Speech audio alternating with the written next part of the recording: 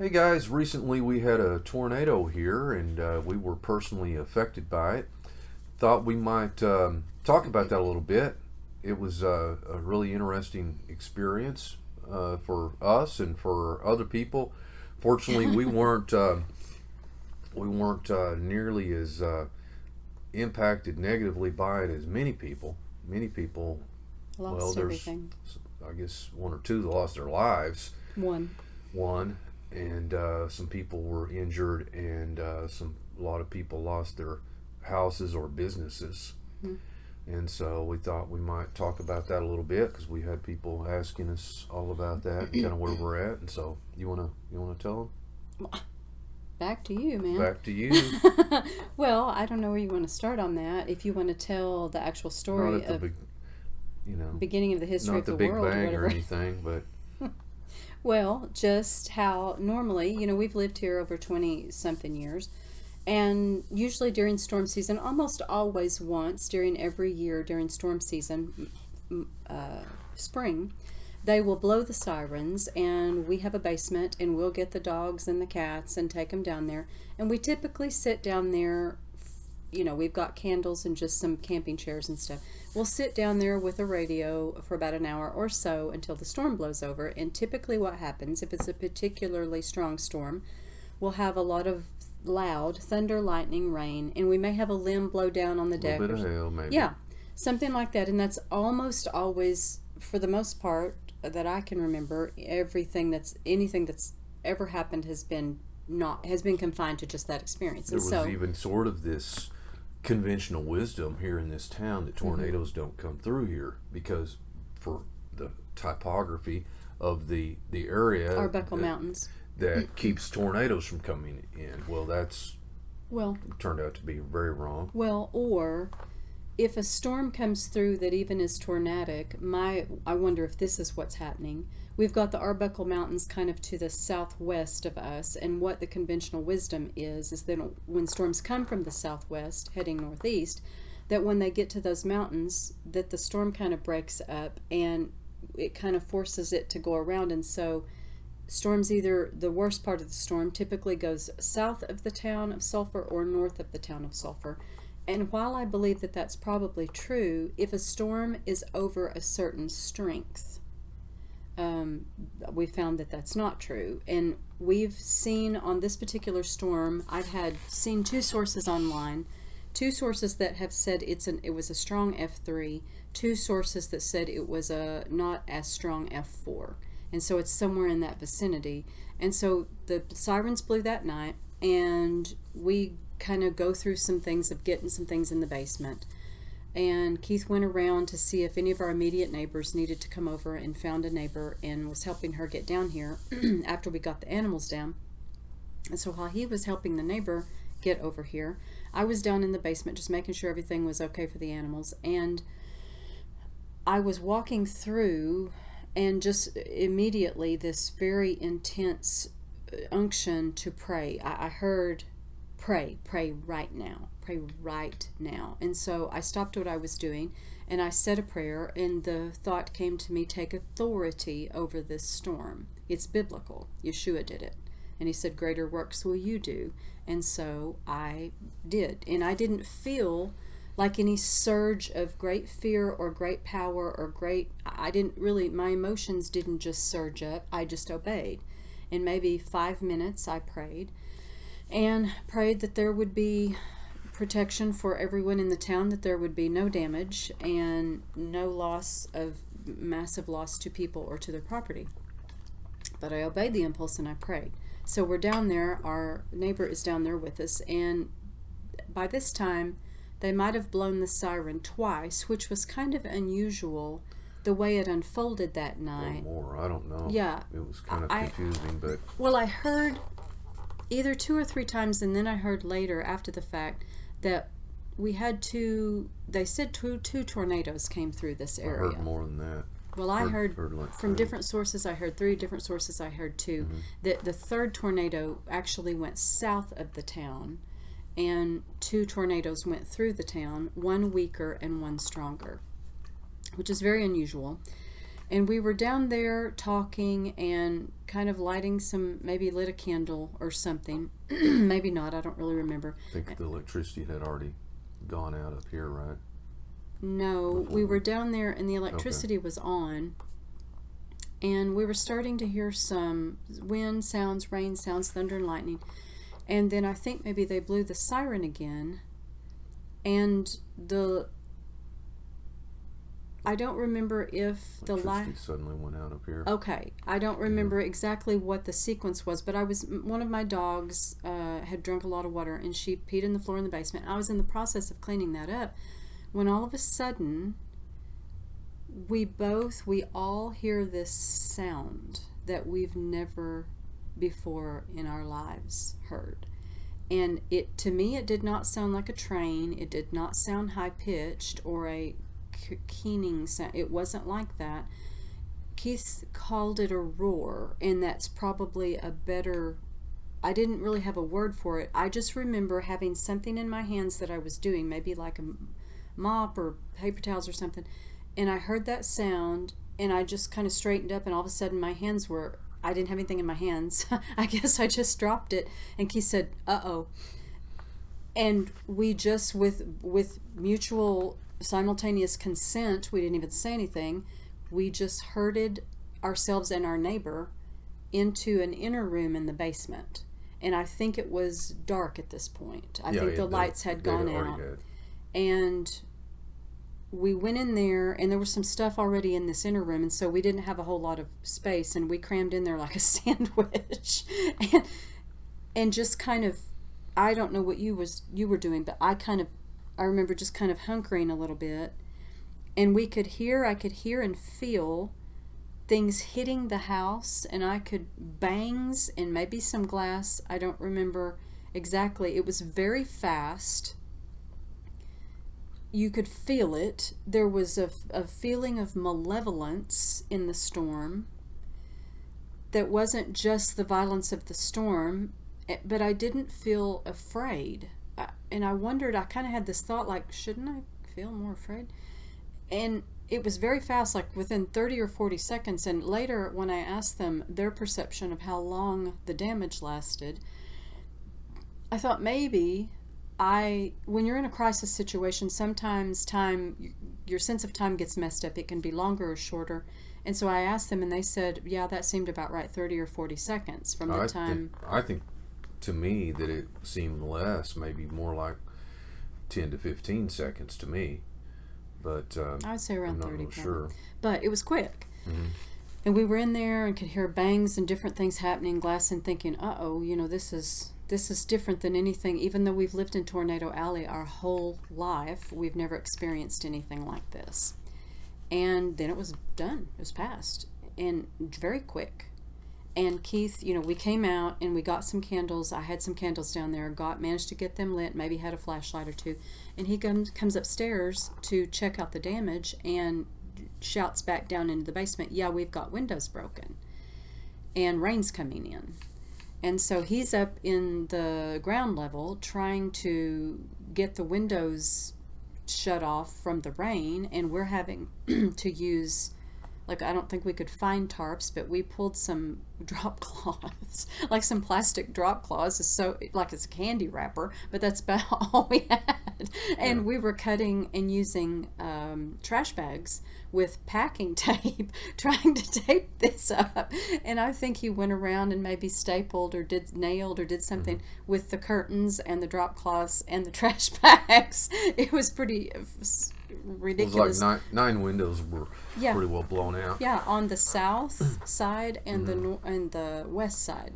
Yeah. And we can't see all the damage because it's at night. It's like maybe we don't have a clue at first. 9:30 at night, going into 10. And so, it's just kind of stunning. He's shouting things down in the basement, and at different times I'm trying to help him. I'm trying to keep the animals settled. And we have a neighbor over here, and we're down there talking, and at first he's like telling us to stay down there because he doesn't know the extent of the damage, and he's trying to assess and do what he needs to do, asking me where things are. And at some point down there, though, I begin to notice, like, it's really weird if you've never gone through a situation like this. shock is kind of there, preventing you from totally comprehending what all is happening. I became aware of water coming in. Like, I had my cat in a pet taxi kind of thing, and I remember thinking, I need to move that because there's water coming in. And then it was like, I heard, when I saw the water, I was able to process a sound of water rushing, and I thought, has the hot water heater busted? So I go toward the hot water heater, which is in the same room as the outer door. Water is pouring in like a fire hose is blasting water through the sides of the door, the outer door, and it's maybe 2 or 3 feet high, pouring in like a water feature. And I thought, no, it's just the rain. And we had about 6.5 to 7 inches of rain with that storm that night, almost with the tornado pour in. And so we finally managed to come upstairs and light a bunch of candles and try to get the rain blocked from 8 windows. The 9th was in the attic. Couldn't get up there right then. And so our neighbor is sitting with us, and we're just sitting in the candlelight, and we're just processing all of this. And Keith tried to go out the back door, and there was a tree blocking the back door. And I don't know, I think we looked out the front, and there was a tree in the front yard on the porch. We have had a tree in our front yard that it blew and blew toward the house, and one in the back blew toward the house. And so we just kind of wanted to talk about several things with this. We weren't able to assess the damage until obviously the sun came up the next day. But interestingly enough, I had prayed about a week or a week and a half. I'd done something in prayer that don't remember ever doing in the 20-something years we've lived in this town. I was praying one day, taking authority over the principalities and powers of this town, and we deal with certain issues like any town has its issues. We deal with drug addiction and pedophilia and just some weird perversion spirits here in this town. And in prayer, I felt led to attack and take authority over the prince of sulfur and the spirit of drug addiction, spirit of pedophilia. And I started doing warfare against these principalities according to my understanding of the word, and mentioned our block and our street, Division Street, by name in these prayers. And then not too long after we came upstairs that night after the tornado had come through, we didn't even realize had 2 tornadoes come through. I was in some room doing something, and it was kind of quiet. I was by myself, and there was just almost this slinking kind of, not hissing sound in my mind, but there was like something came close to me and almost in a very quiet voice said, "You shouldn't have attacked my throne." And I realized at that moment, oh, so my prayers did affect something. They did do something. And the absolute last thing I need to do is be intimidated or fearful at this point. And so I started praising God and thanking Him for bringing down strongholds and thrones, including the Prince of Sulfur. I didn't relent. And so there were several insights and takeaways from this storm, not just on a physical level, but also on a spiritual level. And so now... Yeah, that's very good. In terms of when it hit, I had been up here and kind of looking outside to see if, and talking to the neighbors and trying to see if anyone needed any shelter. And because once again, I'm used to kind of doing that in previous years, and nothing usually happens. So I wasn't overly concerned, although it did feel rather eerie and ominous out there, and had a real weird look and feeling and vibe. But once we got down, realized, I think the sirens were going, and it sounds like it could get bad, so we got down to the basement. And our neighbor said she never Never before in all this time, and I think she's lived in this Almost neighborhood as long as us. about as long as we have. She's never felt the prompting to seek shelter, but she did that night. When we were down there, the lights had gone out, I guess a few minutes before, and I remember hearing that roar, and I thought, uh-oh, this is not good. And just right after that, I just felt this force of energy that, like Julie said, it felt malevolent, this just horrible enrage is what it felt like to me. Hate, intent. And so, real quickly that was over, and I tried to, ameliorate the situation the best I could with trying to keep the water, any more rain from coming in or anything. But the next day, then seeing all this in the light of day, wow. It was way worse than what I could have imagined. War zone.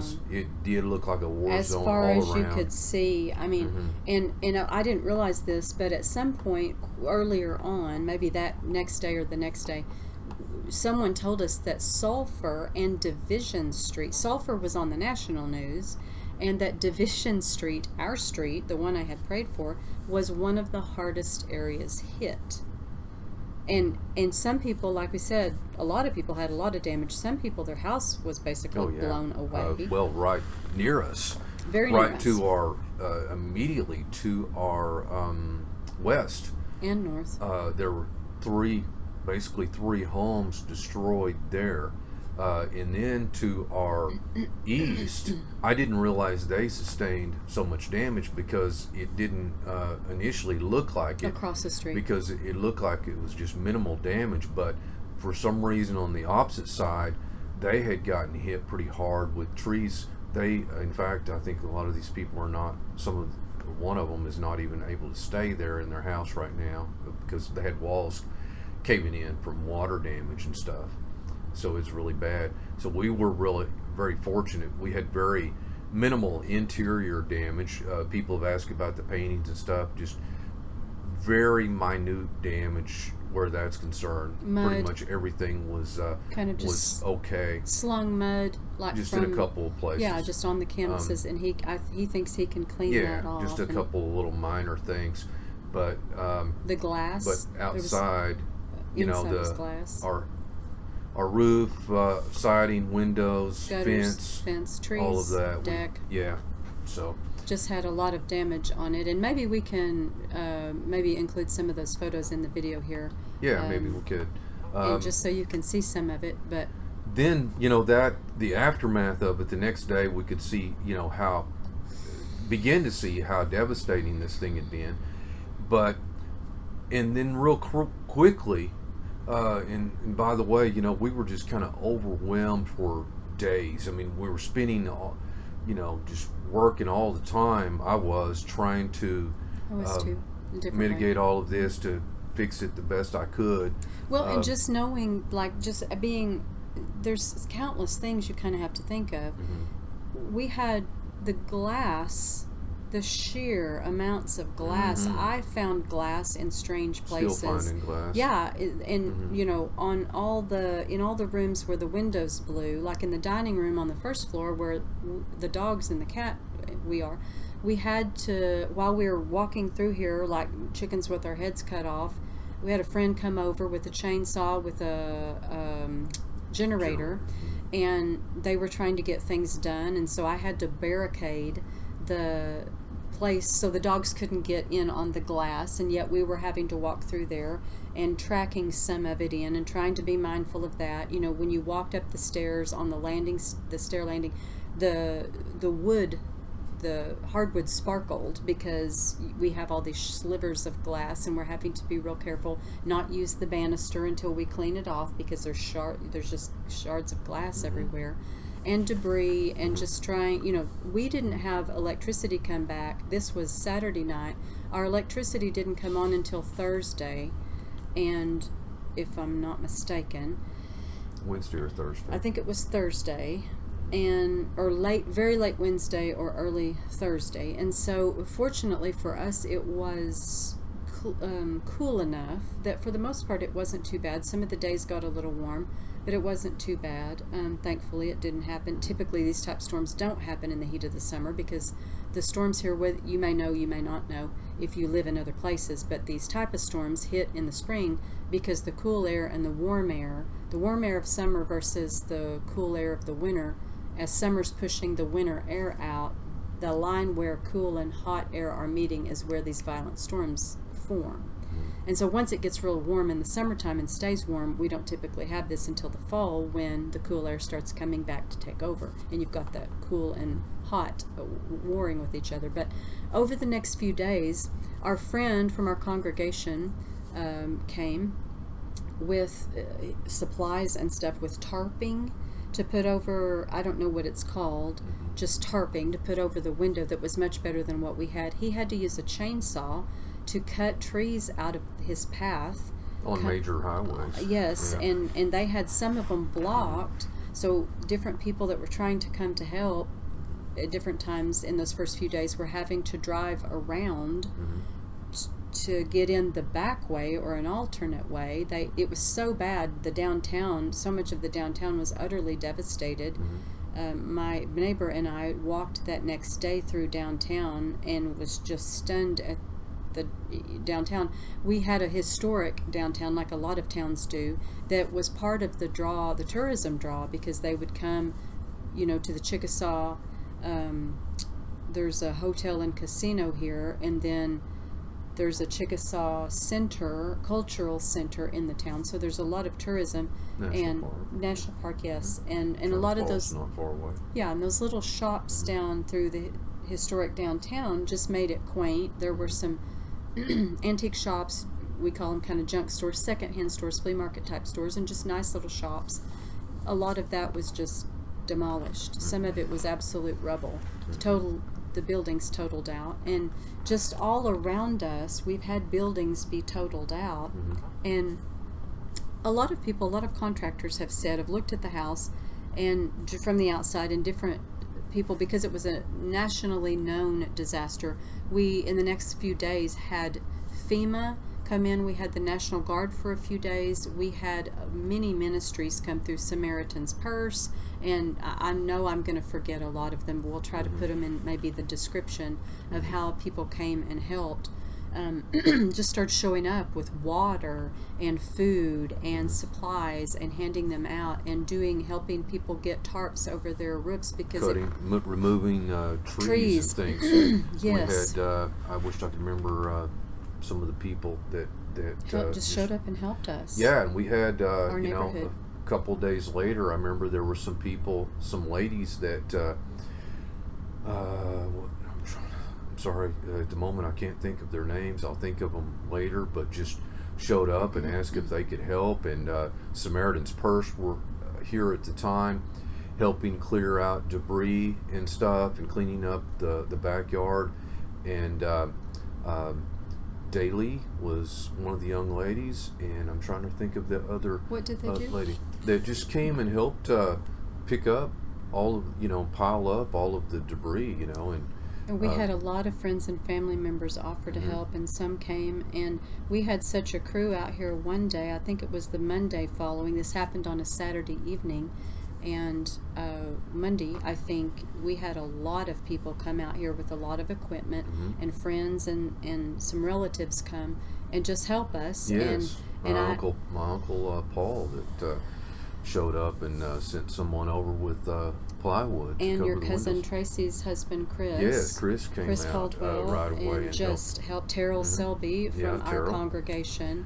And then people donating all kinds of things. Just amazing help in time of trouble. And Kenny and Paula. Yes, your uncle Kenny and Paula Jones, and just so many people. Mark and Heather Brady, my cousins, and just so many people. Your Aunt Shirley. Yes. And my boss Allison Eason. I mean, just helping us in so many different ways. And I'm sure we're going to forget to name certain individuals, and we're not trying to forget anyone. There was people like the first day, I think it was that Sunday, that showed up. It was a guy from Mike and Laura Schofield. yeah, Mike and Our Laura, for friends. sure, helped us a lot. And there was this guy that came from, I forget where he was from. Marietta. Mr. Medina. Mr. Medina showed up with his pickup and asked if we wanted hot coffee. And And brought bread and peanut butter and jelly, and he said And at the very bologna. least, he at the very least he gave us those supplies. Yes. And I'll tell you, we had a lot of kind of epiphanies and realizations during this time. Yeah. We preach, there are certain themes that we preach pretty faithfully, of not being judgmental to people who are at a certain place in their spiritual walk, who believe differently than we do, and valuing their heart, their good heart toward the things of God that don't believe like we do. Most of you probably know we are what's considered Messianic Hebrew roots. But we don't fit very neatly into anything. We don't. But Yeah. that's our. If you That's had where to put, a lot of people would. Yeah, it's complicated when we get into these labels and things, But because I'm not comfortable I with know any that, label. and but he always tries to Yeah. distinguish and all that, and I get that. But for quick labeling, we are Hebraic roots. We do the Feast of Israel. We believe in Yeshua, in Jesus as Messiah. So that puts us at odds to some degree. We're not Jewish to the Jew. We're not Christian to the Christians in a lot of ways, because we don't do many of the Christian things. We believe on Jesus. So I say all that to say, there are often in the Messianic movement, there are often people that really judge people very harshly, very hard-heartedly, in my opinion, who don't do the things of Israel like they do, who don't keep a Saturday Sabbath, the seventh-day Sabbath.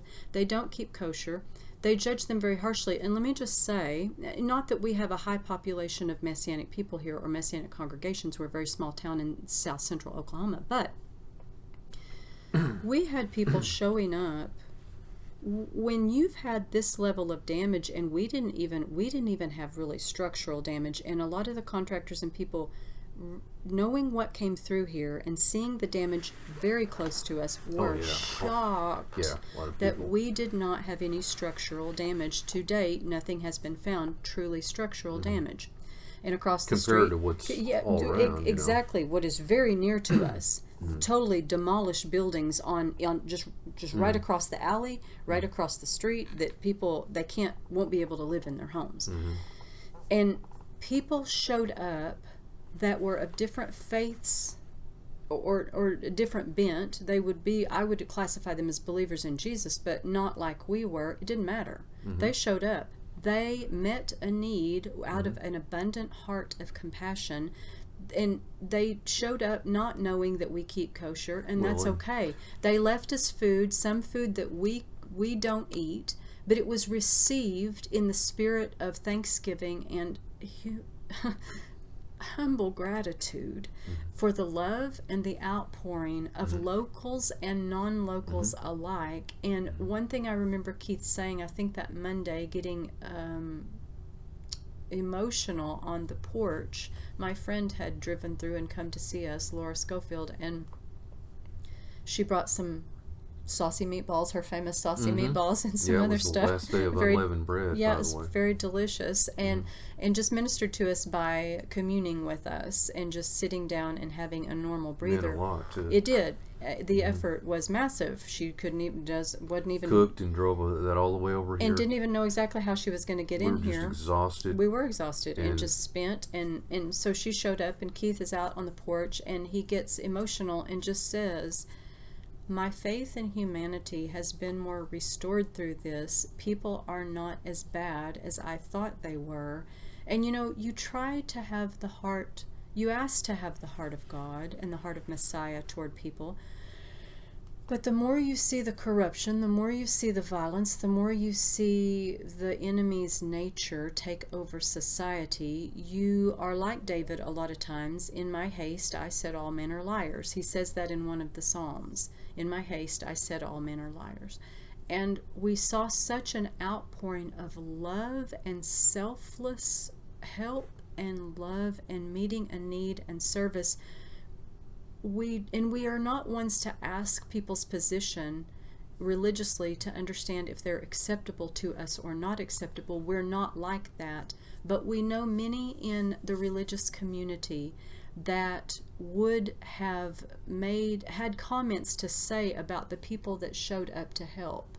They would have had little comments like, well, they don't ABC, and like they're not as valid somehow. But let me just say, right theology is important, but so is loving your neighbor. And what I saw, this outpouring, it gave me, I think we're in a fairly good position anyway. I would say that. We do practice not judging people and not dealing with people meanly based on whether they agree with us or not. But even we had an attitude adjustment through this. Definitely. Yeah, it was I think that was characterized pretty accurately, because I think I have grown pretty cynical, like a lot of people. There's a lot of, when you see all the corruption, all the violence and all the wickedness and selfishness out for number around one. the world, and the liars Sin. and deceivers and corruption and everything, and just day after day, this sewer of evil, flood of evil. iniquity. Yeah. And however, and again, a lot of these people, I'm sure, have very different theologies and religious practices than we do, and maybe some but none. Maybe it they wasn't weren't all really believers. relevant to a lot of people. That's the thing of the sense of proportion. Yeah. I remember talking, and I posted a meme the other day, and I say this and have said it quite a bit over the years, essentially that a lie is not the opposite of the truth. Normally it is a distortion of the truth. And so you can have some things right. I remember discussing this in philosophy class many years ago, and I forget what it was the professor proposed, and I come back at him and I said, well, I think I can address that, since I do I paint in a realistic representational style. I said I could paint the most accurate, beautiful eye in the world, in theory, but if it's out of proportion with the rest of the face, it's still wrong. And so each one of those parts could be executed very well and correctly, anatomically correct, but if they're not in proper relationship proportionally to one another, I still have a major error. And so this is something that I think a lot of times in the Hebrew roots, there is a lot of very mean-spirited, judgmental attitudes and self-righteousness that needs to be adjusted and looked at. And, and I feel like that I was reminded of that and had an attitude adjustment where that's concerned, that there is, we have to look at the big things first.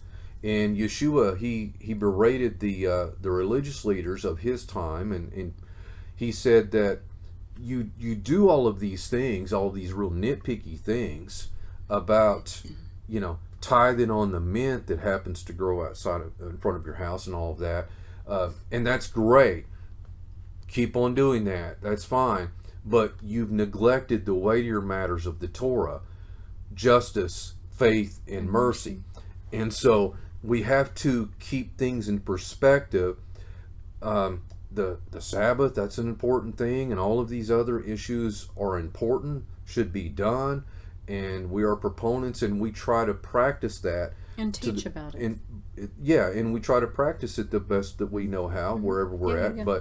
But there, on the other hand, again, kind of like we were talking about before, we have to understand the difference between objective and subjective, and the spirit of the law and the letter of the law, and those kinds of things. And so that there are people that don't have the understanding or practice that maybe we do in some areas, but maybe they have a lot more fruit in areas that is sorely lacking many times in the Hebrew.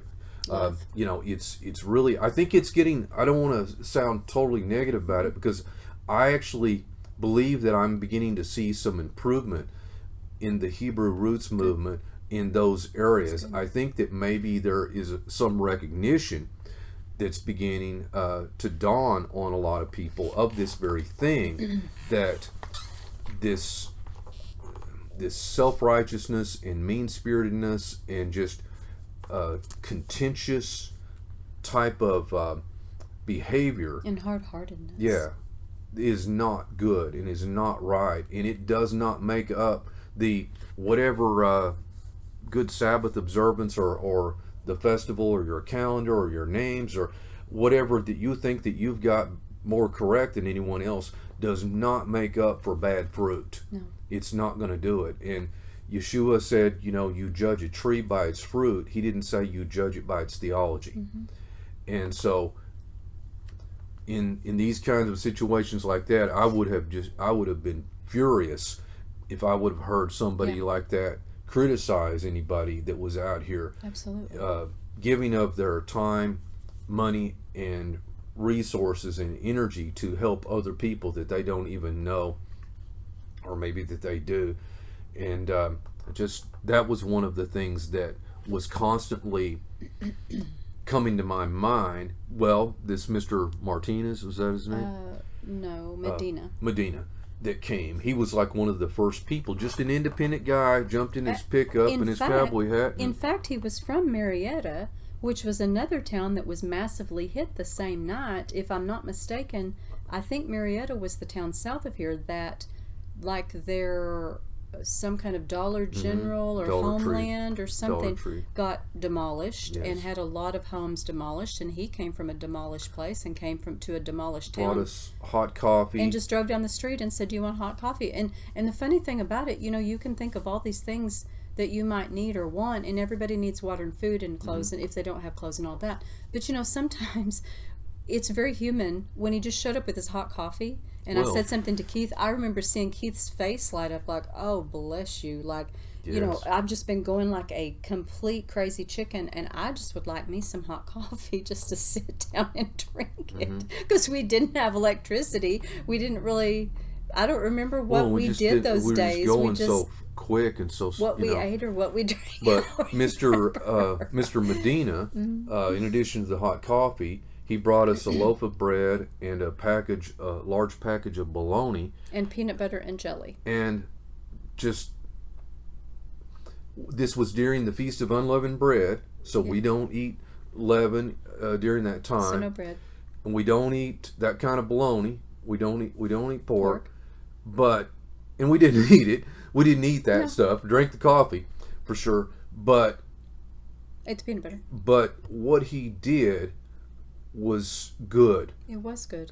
And right. And a memorial for him. And I wouldn't, anyone that would criticize that, I mean, he did the best he could with what he knew and understood, and to denigrate or criticize that is not right. Well, and a memorial for him will be written in the books of the Lord, in my opinion, in heaven, for the things. What is it? It's the word Book left of me. Remembrance. Or tzedakah. Like there's a tzedakah box, like for giving and doing good. I can't remember. Good deeds. Charity. And I think that probably in the book of remembrance of heaven, everything you do like that is written down. It's selfless. He didn't get anything out of it on his own time, used his gas, used his provisions, came up here. And we told him, he's like, "Do you need food?" And we actually didn't need food. We had food, but he said, "Just take this, just take this."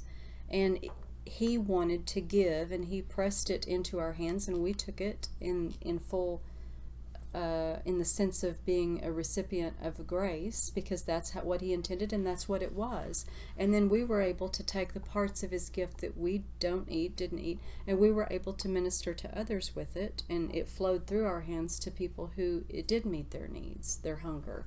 And so we just had a lot of basic, and if you watch this channel and you listen to our teachings or Keith's teachings, we go deep, and we like to study wisdom, and we like to look at nuance, and we like to do word studies and go deeper than maybe a lot of people go. And that's good and that's not wrong, but I think sometimes to have things happen that gives us an attitude adjustment on the more childlike aspects of our faith. John says, anyone who loves is born of God and knows God. And he that doesn't love doesn't know God, for God is love. And beloved, let us love one another. and it can read a little childlike. In other things that John wrote were definitely deep. He wasn't a simpleton, but he knew, and Paul even said too, it's like miss everything else and get this one thing. Yes. Paul said, though, and he's also the one that said, desire the best gifts and desire that you may prophesy. He's also the one that He's said also this. the one that was given the thorn in the flesh Yes. because of the abundance of revelation that he had. Well, and he says, though I understand all mysteries, and I won't get it right, but prophesy, understand all mysteries, speak with tongues of men and angels, give my body to be burned, have faith that can move mountains, and probably several other things he said there, but I don't have love, then basically all of these other things will count as nothing for me. Nothing. Now, think about that for a second. Of all the things that I've probably ever said, like, Father, I want to understand your ways. I want to have faith that will move mountains. Because without faith, it's impossible to please you. All of these things I ask for, but if I have them, if I get them of God and I even move in them, kind of like Yeshua said, not all who come to me on that day, saying, Lord, Lord, will I receive in a good way. Because they'll say, didn't we do all these things in your name? And he's like, you worked iniquity, I didn't know you. And I think this is also going to be one of those things where he's going to say, you didn't love, you didn't have love in your heart, you weren't of me, you took some things of my teachings and you made the world around you maybe better in some ways, but if you don't love your neighbor as God loves, not our idea of what love is, but how God defines love and how Yeshua demonstrated love. He showed love for his Father's house and for the worshipers by getting angry and driving out the money changers. And so someone who was very fierce with a whip in his hand, driving people out and whooping down on them, was acting out of love of my Father's house will be a house of prayer. He was acting out of love for his Father and out of love for the worshipers that would be coming. And all of his ministry, everything he did, he said some hard things, but he acted out of love. He did what he did to minister to the people and to fulfill his purpose before God. And so these types of situations will drive this, what we would say simpler, but maybe they're just more foundational points home. That we can't forget these very serious, weighty matters, and of all of our learning, get wisdom, get understanding, but the wisdom and understanding would be to love as God loves. And if you don't come to that point and you don't come to those realizations, and yeah, I get that sometimes it can be a little bit confusing to understand how to walk in love and not compromise. I understand that. It can be hard. We have to have discernment to understand what the form of our love, what that should look like in our current society. I absolutely understand that. But to not open up our hearts to our neighbor, to those suffering around us that don't believe like we do or don't believe at all, that's wrong. And I think that's sin. I think that's missing the mark. And so, this circumstance will end up, I think, actually being a bigger blessing in every way, like getting some repairs and different things done, some things that needed to be kind of done anyway, without a big financial burden on us, just through the Lord working through so many people donating, but then also just the generosity. I've never been a big advocate. I don't really know much about them, and what I have heard basically is a little bit negative of FEMA, but I'll tell you, they came through here and they were helping people that didn't have insurance, and through the generosity of the federal government, for people who actually needed it on the ground, boots on the ground, they came through for a whole lot of folk. And there are ways that God can bless you that there are a lot of critics of FEMA and critics of things like that, and I understand why at times they have been critical, but when something like this happens, there's good people that work for the organization or for that agency. Very much so. The man who came out and did the audit for FEMA was one of the nicest, most humble people I dealt with in this whole encounter, and it gives you an attitude adjustment. That I'll tell you what, I want to mention Samaritan's Purse again. I was high. And I wish I could remember some of these other organizations that I met employees of, but they were a big help. They initially there was a couple of chaplains. It was like crazy out here the day or two. I mean, all of these news helicopters and all of FEMA and just all of these National Guard, roads blocked off, crazy. But it was power lines down. It was just kind of overwhelming too. And I mean, people would ask. For the most part, we didn't need anything for the most part, but people were constantly coming up here and not immediately. The church here, what is the Faith Crossway. In Faith Center, they had people out there helping and doing a lot of stuff too. But Crossway, right? Crossway the Baptist Church. Gosh, I'm they sorry had they had folks out here all the time volunteering, bringing meals. Most of it was stuff that I couldn't eat, but it was really nice. Yeah. Very nice of them to do it, and I really appreciated their efforts. It meant a lot. And one funny thing, there's always comedies in the challenges. Like, I drove up one day. I went back to work maybe Tuesday. I don't remember after that. And I drove up one day, and after so many meals of him not being able to eat it, drove up one day. This is just funny. And there was beef brisket barbecue, delicious beef brisket barbecue left on our porch because I guess they didn't see anybody out. And it was something he could have eaten, but the cat was eating it. And we just laughed. It's like the one time I could have eaten this, the cat's eating it. But it's just, there was a lot of comedy. There's always a lot of comedy and tragedy if your heart can be turned right, not to make light of suffering or anything or anybody else or make fun of them, but just there's comedy in it, like these little moments like this, because God has been blessing people to such a degree and blessing us to such a degree that you laugh at the things that don't quite go right. In the midst of it, you can find the humor, and because it's there. It's always there. Yeah. All right. I think that's a good place to end today. Thanks very much. We wanted to share the story with you. Like and subscribe to our channel and click the notification button. And if you check out some of our other content, because we've got a lot of, this isn't really typical of the type of videos that we normally make, but sometimes I think it's good that we share some of these things like this too, that are of a more personal nature and less theological. Help you get to know us a little bit and experience our life, and for us to just say thank you to the whole community and thank you and just advocate the right attributes of God. Definitely. That's one of the things that we all probably could do, is cultivate more of a feeling of an attitude of gratitude, and it certainly has made me I think more grateful and appreciative and softer. Seeing more good. There's a lot more beauty and good in the world, a lot more good people in this world than I realized, and it was really good to see. Thank you all very much for joining us today, and we hope to talk to you real soon. Take care. See you.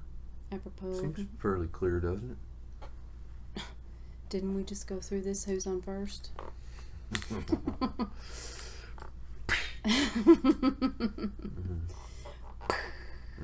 All right, so I can't turn it off without sitting up. Well, we can just start right there, I guess. You don't have to do are anything. You blurry enough? Or clear enough? Looks blurry, don't it? Yes.